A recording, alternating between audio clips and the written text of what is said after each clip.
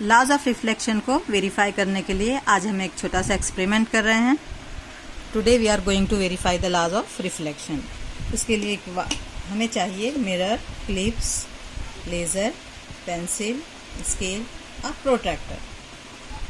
हमने एक white sheet ली है, उस पर हमने एक लाइन ड्रा की है। उस लाइन पर अब हम इस मिरर को इस तरह से रखेंगे। लॉज ऑफ रिफ्लेक्शन क्या है? Angle of incident and angle of reflection are equal. और दूसरा लॉ है incident ray, reflected ray and the normal are lie in the same plane. अब एक एंगल से मैं इस मिरर पे लेजर बीम डालूंगी। What did you see? Did the light get reflected? बिल्कुल, लाइट क्या हो रही है, यहाँ से जाके ये रे ऑफ बीम यहाँ से रिफ्लेक्ट हो रही। अब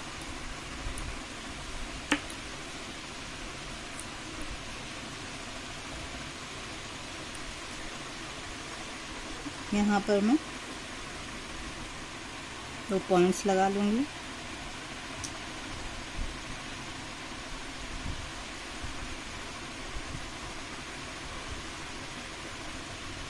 और इन पॉइंट्स को अब हम जोड़ लेंगे। ये पॉइंट ऑफ इंसिडेंस, इसको ओ नाम देंगे हम। इन दोनों डॉट्स को अब हम जोड़ लेंगे।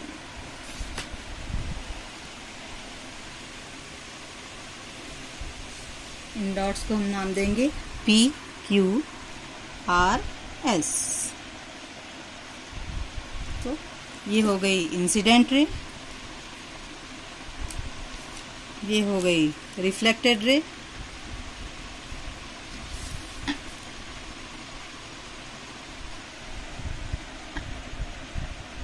यहाँ पर उस 90 डिग्री पे यहाँ करेक्ट बीच में मार्क कर लेंगे। ये हमारा नॉर्मल है। याद रखें, हमेशा नॉर्मल जो मिरर होता है उसका परपेंडिकुलर होता है। तो ये हो गया नॉर्मल।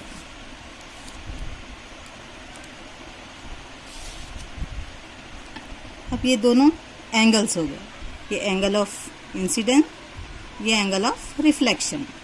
देखेंगे कि दोनों एंगल्स इक्वल हैं या नहीं। 10, 20, 30, 35 और ये 10, 20, 30, 35। तो ये दोनों एंगल्स इक्वल हैं। ये भी 35 डिग्रीज है और ये भी 35। एंगल ऑफ इंसिडेंस 35 है, तो एंगल ऑफ रिफ्लेक्शन भी 35 डिग्रीज। इसको और इजी समझने के लिए और आसानी से समझने के लिए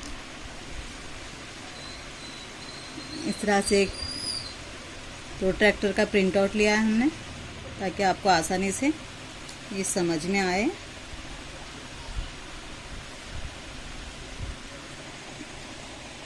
अब मैं लेज़र को 20, एंगल ऑफ इंसिडेंस क्या है 20 डिग्री, तो एंगल ऑफ रिफ्लेक्शन भी 20 डिग्रीज इक्वल है। एंगल ऑफ इंसिडेंस कितना है 40 डिग्रीज, तो एंगल ऑफ रिफ्लेक्शन भी 40 डिग्रीज ये है। एंगल ऑफ इंसिडेंस 60 है, तो एंगल ऑफ रिफ्लेक्शन भी 60 डिग्री है।